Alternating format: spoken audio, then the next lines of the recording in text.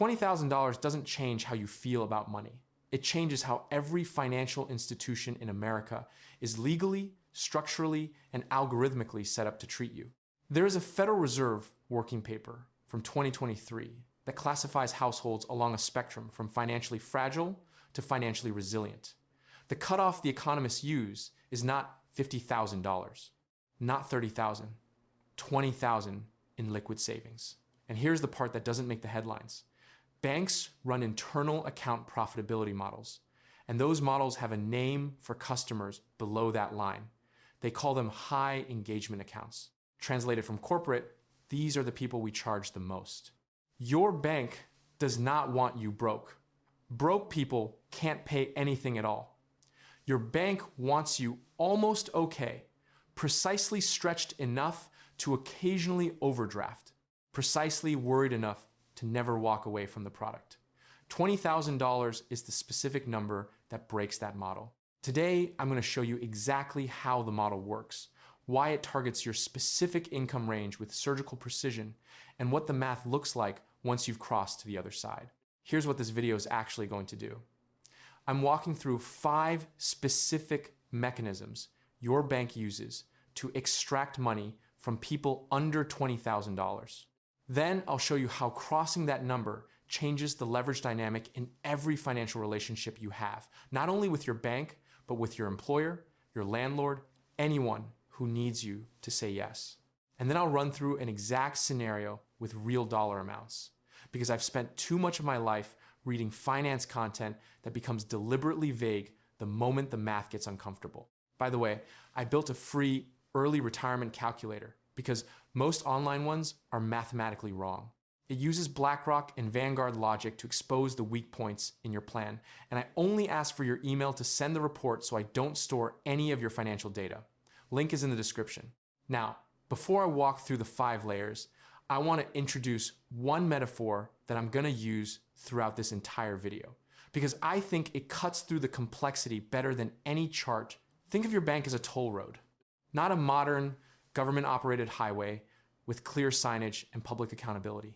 The old kind, 1800s. The kind where a private company owned the only bridge over the river, and they set whatever price they wanted because your alternative was swimming. The toll road owner didn't need you wealthy, didn't need you to fail completely either. He needed you almost okay, productive enough to keep earning money, stretched enough to keep needing the bridge. Every month, like clockwork, you showed up and paid. $20,000 is when you build your own bridge. And the moment you do, the toll road operator loses his pricing power over you permanently. Keep that image in mind. We're coming back to it every few minutes. Now, in a few minutes, I'm going to tell you what a former bank branch manager told me about the internal language his institution used for its most profitable customers. Not the marketing language, the internal language. But first, here's why the below 20,000 revenue model is even more precisely engineered than you realize, layer by layer. Layer 1, overdraft fees. In 2022, according to the Consumer Financial Protection Bureau, U.S. banks collected $7.7 billion in overdraft and non-sufficient funds fees. $7.7 billion from one product in 1 year. But here's the number that should actually stop you.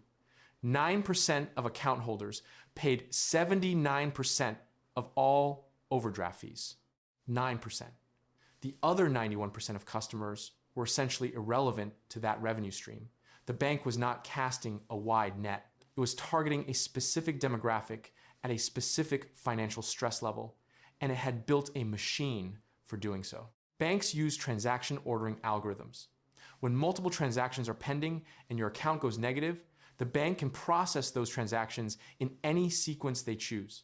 Some institutions have been caught processing the largest transaction first, which causes the maximum number of smaller pending items to also overdraft, rather than processing smallest first, which would minimize the number of fees charged. Wells Fargo paid $1.4 billion settling a class action suit over exactly this practice. $1.4 billion because the algorithm was more profitable than processing transactions in the order they arrived. That's not a glitch in the system.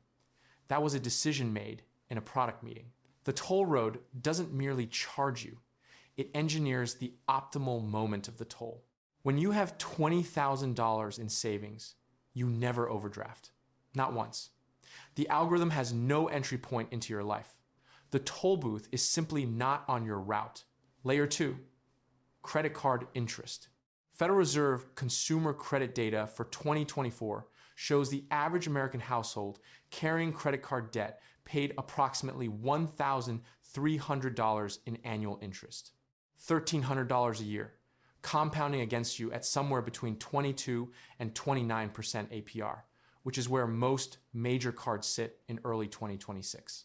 The people paying that interest are overwhelmingly the people without a savings buffer. Not because they're irresponsible, because without a savings buffer, the credit card becomes the emergency fund by default. Car breaks down unexpectedly, the card absorbs it.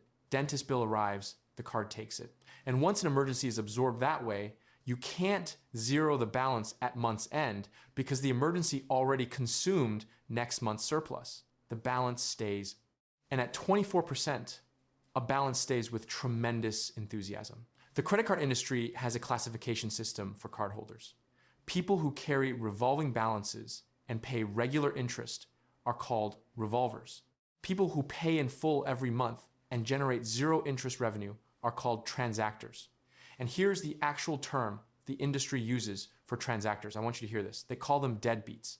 That word appears in trade publications, industry conference presentations, internal documents. The person who uses the product, collects all the rewards points, and refuses to be profitable is a deadbeat. That should be your stated goal. Become the deadbeat. Layer 3, account maintenance fees.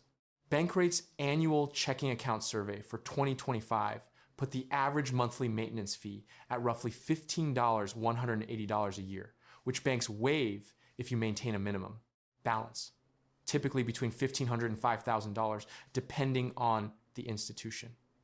Here's the mechanism. If you're building savings from a low starting point and you have one bad month, irregular paycheck, unexpected bill, your balance dips below the threshold, $15, right when you can least afford it. Not a penalty for being irresponsible, a fee for being financially vulnerable at a specific moment. The bank knows the difference. The fee is calibrated to land at exactly the wrong time. Layer 4, the Desperation Premium on borrowing. A National Bureau of Economic Research working paper found that borrowers under measurable financial stress pay between 1 and 2 percentage points more on loan products than financially stable borrowers with comparable credit scores. Let me make that specific. On a $30,000 car loan over 60 months, 2 extra percentage points cost you approximately $1,600. Not from a worse credit profile, from a weaker negotiating position. That is the price of being stretched invisible, never disclosed, but priced into every offer you receive when the lender senses you are not in a position to walk away. And lenders absolutely can sense it. When you have $20,000 in savings, you have a second bridge. The moment the lender knows you have a second bridge, the price on the first one drops. Not because you became a more creditworthy borrower, because you became a less captive one. Layer 5, the psychological tax. This is the one that never appears on your bank statement. It may be the most expensive of all 5. A paper published in Science in 2013, Mullainathan and Shafir, Harvard and Princeton measured the cognitive impact of financial stress by administering identical logic and reasoning tests under high and low financial stress conditions. The result? Financial anxiety impaired performance by the equivalent of 13 IQ points. For context, one full night without sleep impairs cognitive function by approximately 8 points. Chronic financial stress is more cognitively damaging than sleep deprivation. And unlike sleep deprivation, it doesn't resolve after a good night. It runs in the background every single day. What this means for financial decisions is direct and measurable. People under financial stress are more susceptible to impulsive purchases. Buying something delivers a short-term dopamine hit that temporarily relieves the anxiety of scarcity. They accept worse deal terms because their cognitive bandwidth is already at capacity, and thorough comparison shopping requires bandwidth they don't have available.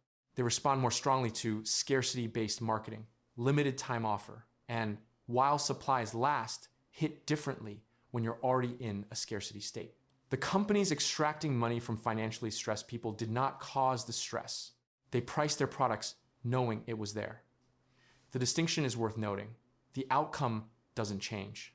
$20,000 is approximately the savings level at which this chronic low-grade financial anxiety becomes manageable for most people in the median American income range. Not eliminated, manageable.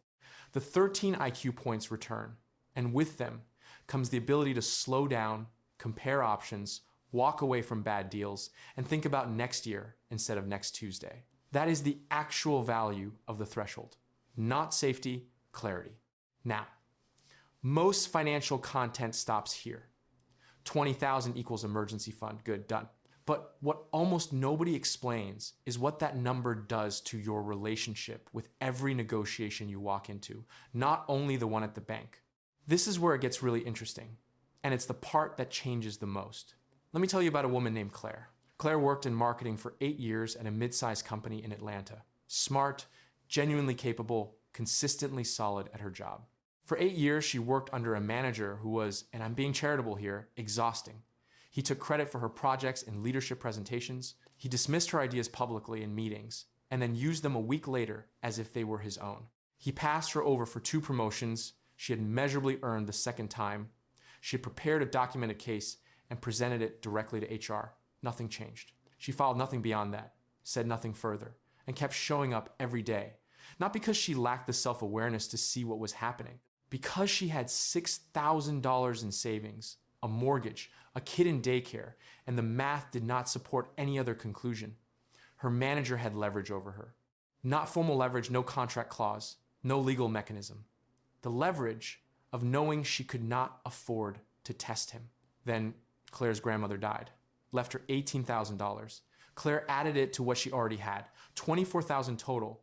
Within 90 days, Claire had applied to 3 other companies, received 2 offers, and resigned. The exit conversation generated a counteroffer 23% above her current salary, which she declined because the incoming role was better positioned. None of this required a different version of Claire. She did not develop new courage in 90 days. She did not acquire new credentials. She became non-desperate. And non-desperation, it turns out, is worth roughly 23% of your salary. By the way, hit subscribe if you like this content.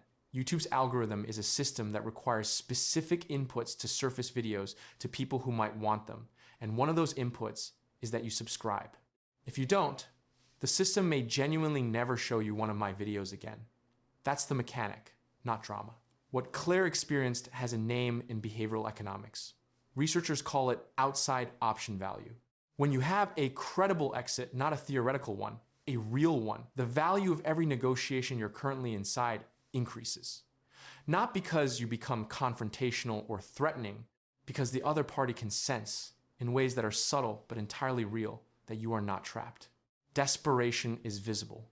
So is its absence. When you walk into a room knowing you could leave and survive, you walk differently. You speak differently. You hold the silence differently after you've made your ask. And people on the other side of the table read that correctly. The critical word is credible. Below 20,000, any "I could walk away" is a bluff. The other party, your employer, your lender, your landlord, probably knows it, even if neither of you has said so, and they price their offer accordingly. Above 20,000, the option is real. And real changes the entire dynamic. Think about the last significant purchase you made under genuine time pressure. A car you needed by a specific date to keep your job. An apartment you had to commit to before the other applicant did. In both of those scenarios, your leverage was close to zero because the clock was already running. You took what was offered. $20,000 doesn't eliminate time-sensitive decisions entirely. It dramatically reduces the number of them by removing the most common source of financial urgency. The emergency that requires cash right now on someone else's timeline with no ability to wait. The toll road loses its power not because you're rich enough to ignore it, because you have another road, and the existence of another road is all you need. Now, I want to introduce something I've been sitting on for a few minutes because it reframes everything I've said so far in a way I find equal parts instructive and darkly funny. I know someone who worked at a regional bank in Ohio for 15 years. Branch manager. I'll call him Derek. And Derek once told me something about how branches were internally evaluated that has stuck with me ever since. He said, we track customers by contribution margin. And the highest margin customers were almost never the ones with the most money. They were the ones with just enough money to keep needing us. Read that again. The customers your bank prizes most are not millionaires. Wealthy people barely interact with retail banking.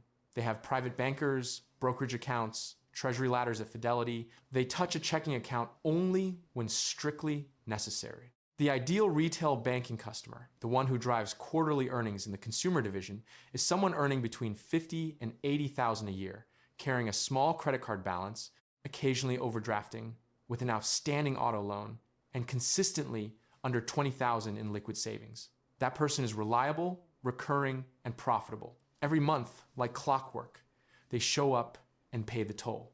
I'll come back to what happened to Derek's career at the end of this video. The conclusion of his story says something important about where this is all heading. But first, I want to show you what crossing the 20,000 threshold actually looks like in real numbers, because the downstream effects are larger than most people expect. Ryan is 34 years old. He earns $68,000 a year. After taxes, that's roughly $4,400 a month in take-home pay. His fixed expenses, rent, car payment, insurance, utilities, the 8 streaming subscriptions he is vaguely aware of run about $3,200 a month. Food and gas add another $500. So on a good month, Ryan clears $700. On a bad month, he breaks even or goes slightly negative. He currently has $4,000 in savings, which has been approximately $4,000 for 2 years. Because every time he accumulates meaningful progress, something goes wrong and consumes it. Ryan does one structural thing differently. He opens a high-yield savings account at a different bank, different app, different login, different institution. The separation is intentional. He sets up an automatic transfer of $500 on the exact day his paycheck lands, before he has had any opportunity to see the money and mentally allocate it to something. He keeps $200 in checking as an operational float. Everything else has a specific job. Months 1 through 12, Ryan goes from $4,000 to $9,800, net of a $1,200 emergency car repair he rebuilt over 3 months. He was not perfect. The system didn't require him to be perfect. It absorbed the disruption and continued. Months 13 through 20, Ryan hits $20,000. Here's what changes the moment he does. His credit card utilization, which had been running at 42% because he was using his cards as a buffer between paychecks, drops to 9% as his checking float eliminates the need to charge routine expenses. His credit score increases 31 points in 60 days. He refinances his car loan. At the new score, the rate drops 1.9 percentage points. Over the remaining 27 months on the loan, that saves him $1,240 from one phone call. That required a $20,000 savings account to make possible. He switches his car insurance to a higher deductible because now he can actually cover it if needed. The premium drops $61 a month, $732 a year. He didn't change his driving behavior. He changed his financial posture, and the posture changed the price. 6 months after crossing the threshold, Ryan is saving $850 a month instead of $500 because the downstream effects of the threshold have eliminated recurring costs that were previously invisible. He did not receive a raise. The leverage of the number did the work. A financial advisor at a large regional bank was once asked by a new client a clarifying question.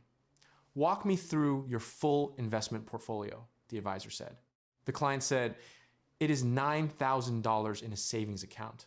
The advisor opened a planning template anyway, asked about risk tolerance, asset allocation preferences, time horizon, estate considerations. 45 minutes later, the advisor made a recommendation for 3 financial products.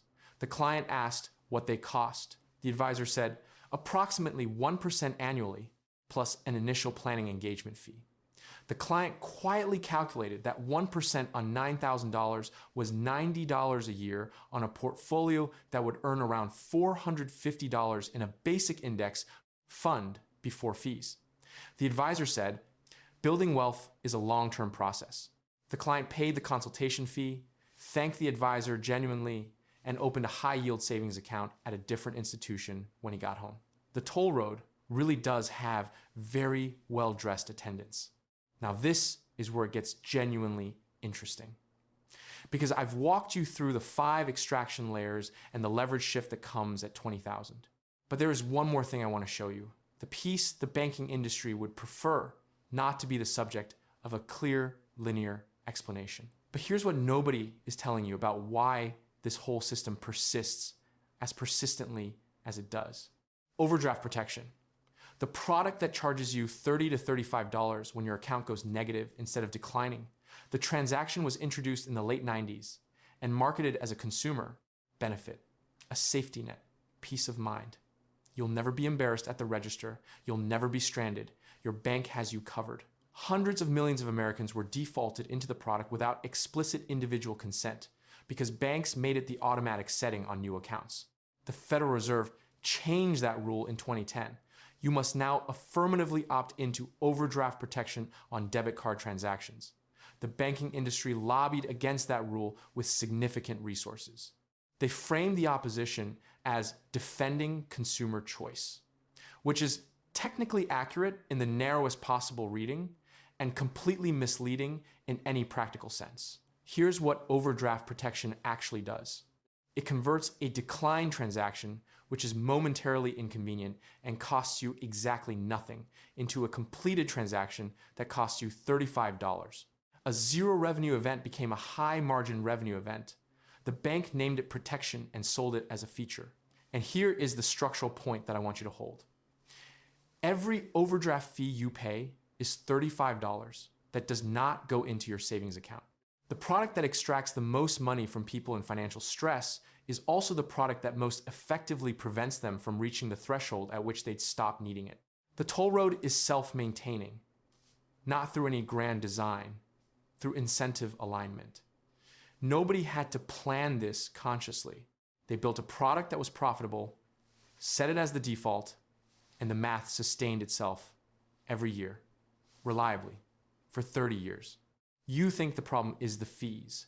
The actual problem is the absence of a savings buffer that makes the fees structurally impossible. Eliminate the second problem, and the first one ceases to exist.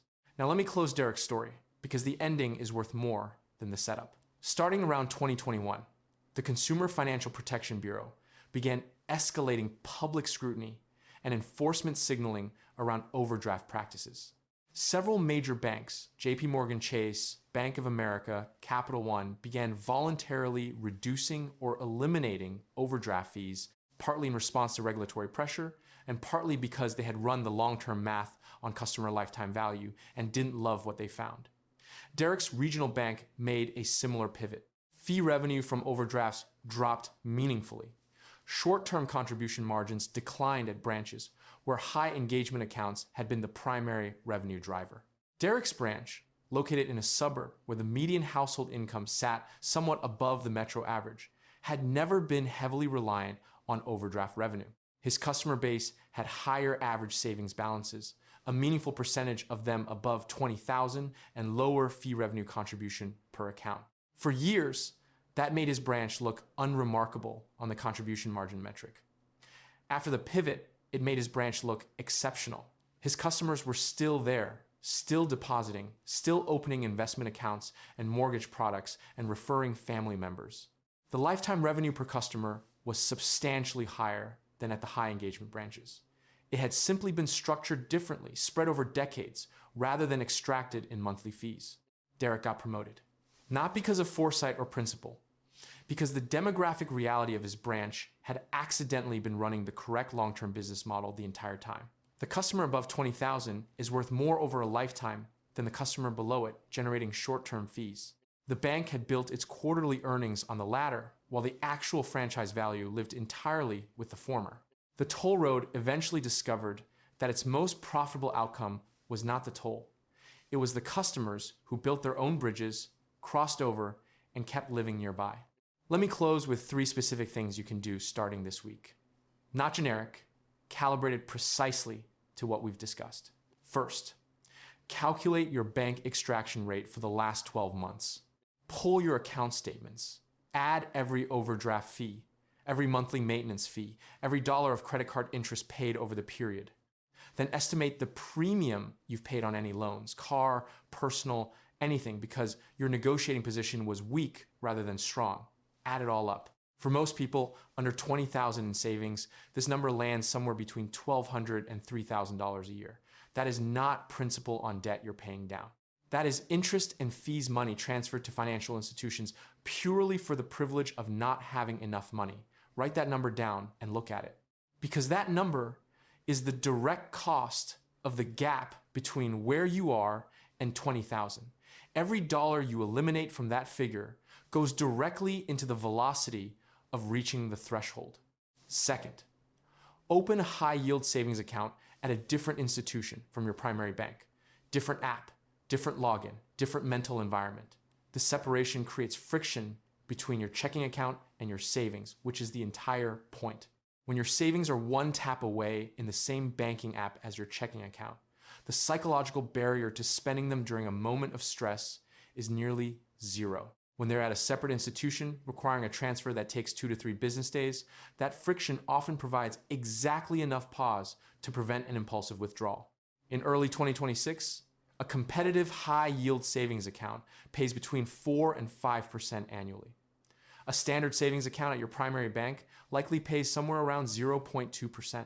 On $20,000 over 1 year, that gap is the difference between $940 in earned interest versus $40, $800 of real money, lost to nothing except inertia. Third, calculate your outside option value as if it were a financial metric, because it is. If your primary income source disappeared tomorrow, how many months can you sustain your current life without borrowing anything? If the answer is fewer than 3 months, your leverage in every negotiation you participate in is partially a bluff.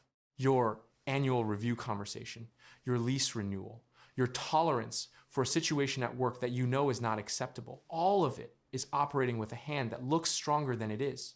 $20,000 is approximately 3 to 4 months of expenses for most households in the median American income range.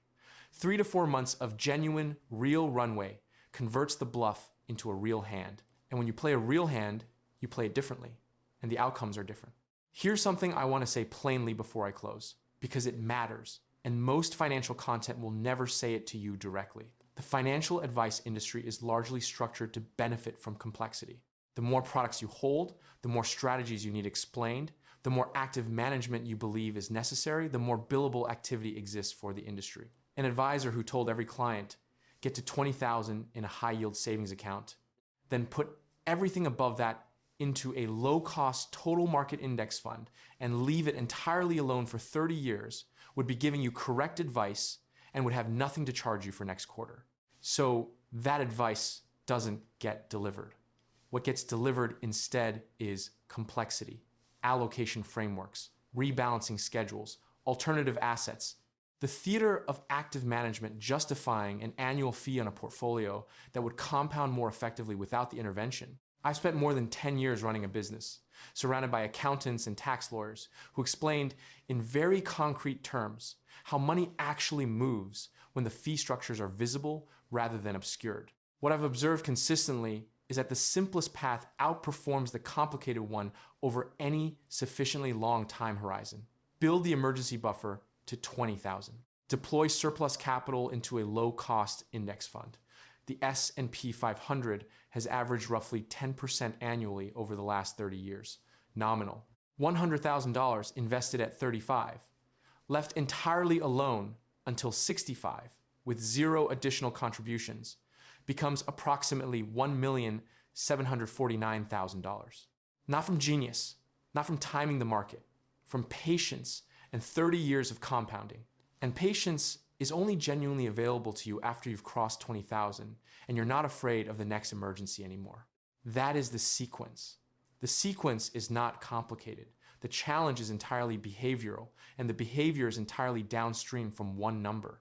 The pattern of wealth accumulation I've seen work across real people in real situations is not crypto, not options, not the next platform that promises asymmetric returns. It is a boring, compounding, patient process that starts with one threshold that your bank would quietly prefer you never cross. Lazy investing built more fortune than crypto memes. The toll road is still out there. Patient, well capitalized, fully staffed, and fully optimized. Your job is to build the bridge, cross it exactly once, and never think about the toll again.